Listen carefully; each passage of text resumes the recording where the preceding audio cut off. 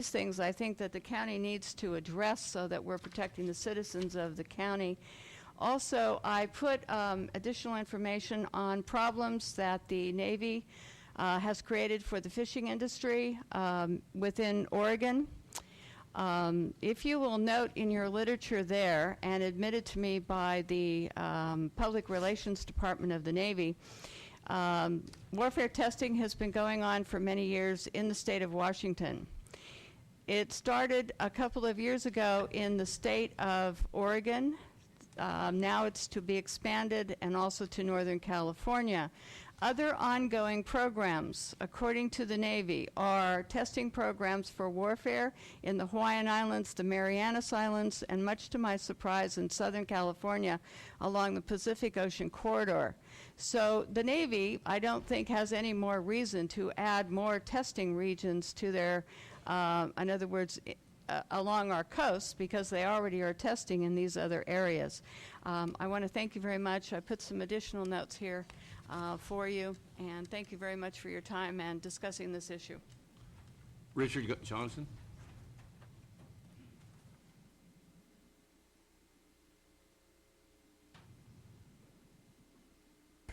Good morning, Supervisors. I'm Richard Johnson, speaking today for the Green Party of Mendocino County. Thanking Supervisor McCowan for putting this on the agenda. This is a tremendously significant and totally overwhelming change in our cultural and environmental and economic environment, although the southern border of the operations area intersects the coast at the Humboldt-Mendocino line. It is of extreme and significant importance to our county. I don't know if there is a draft letter that you have prepared, Supervisor McCown, that needs to be done today because the deadline is March 11th. And I wanted to recommend that in addition to a letter to the Navy objecting to the timing and the notice and all that, that you should ask your county executive officer to contact coastal counties up into the Puget Sound to see what sort of response they have to this situation, and to explore the idea of a unity and a connection between those coastal governments, to call upon our elected congressman, Mike Thompson, who apparently is sound asleep on this issue, as well as the governor, and the governor should contact the governors, of course, of Washington and Oregon. One thing I want to do is put this in a context, and I've made this little visual aid here, that this particular training range project is going from Washington, Oregon to the Humboldt-Mendocino line, but then in addition to that, there's the Federal Energy Regulatory Commission wave buoy permits off the coast of Mendocino and Fort Bragg, and the Minerals Management Service has oil and gas leasing sales going off Mendocino as well as to Los Angeles. And I'll make this available to the public and the press. And finally, I wanted to put this in the context of the buildup in American forces, armed forces across the globe, called the Joint Vision 2020 project, which was developed a couple of years ago. And the military doctrine of Joint Vision 2020 is called full spectrum dominance, which means that the United States has adopted a policy of dominating the world from space, the atmosphere, the surface of the ocean, the land, and the undersea environment as well. Not only that, but what they are talking about is dominance of information and the media and cyberspace as well. And you can see in the way the Navy has presented this project, it's like a torpedo. You don't see it until it's too late to avoid it. And that's what they did. They noticed this in the most obscure little papers they possibly could in Washington and Oregon. There were no hearings held here. And the EIS was released on December 20th, just as we are entering the Christmas holidays. And the deadline, our initial deadline to respond was February 11th,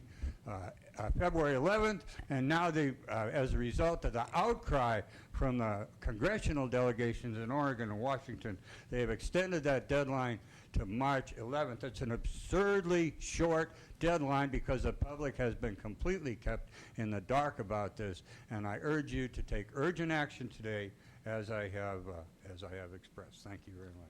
Thank you. And let me remind you, it is the Green Party that is the international party of peace. We need to convert our economy to a peacetime economy, and what this does, once this goes into place, it'll never go away. We will have allowed the conversion of our entire West Coast into a war practice zone, which is entirely to support beefed up U.S. naval operations in the Persian Gulf to secure oil supplies into the 21st century. Thank you, Mr. Johnson. Any other members of the public want to speak?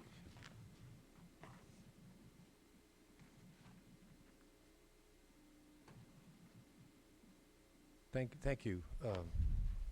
I just have one request is that you State your name, please, for the record. Louis Bigfoot. I'd like to have one request. Thank you, John McCown, Supervisor John McCown, very much. And I follow the news. This is something that we need as a county to send a letter to the Navy directly, to this EIR, to ask them to please come here and explain what their intentions are. I mean, to do this behind closed doors, behind our backs, without laying out the goods is a total affront to my own personal well-being. And so I would please like to have the Board of Supervisors send this letter out. Thank you. Any other members of the public want to speak on this? Okay, we'll bring it back to the board. Supervisor Smith? Thank you, Mr. Chair. I appreciate Mr. Supervisor McCowan bringing this forward as a real concern about environmental issues of potentially great significance. I think anything that could impact the fishing industry is always of concern. It's a concern with respect to alternative energy development and other forms of economic expansion that has impacts, significant ones off the coast. So I would recommend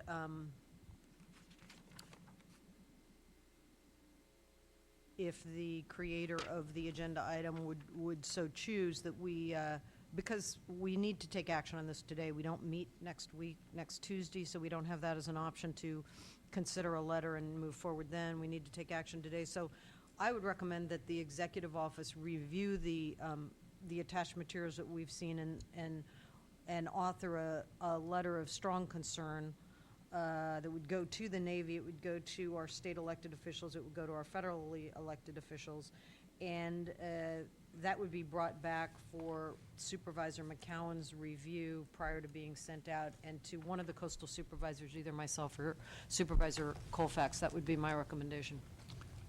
Supervisor Colfax? Yeah, we've been trying to get more information on this as to what an appropriate response would be over the last few days here, and we have gotten some materials here.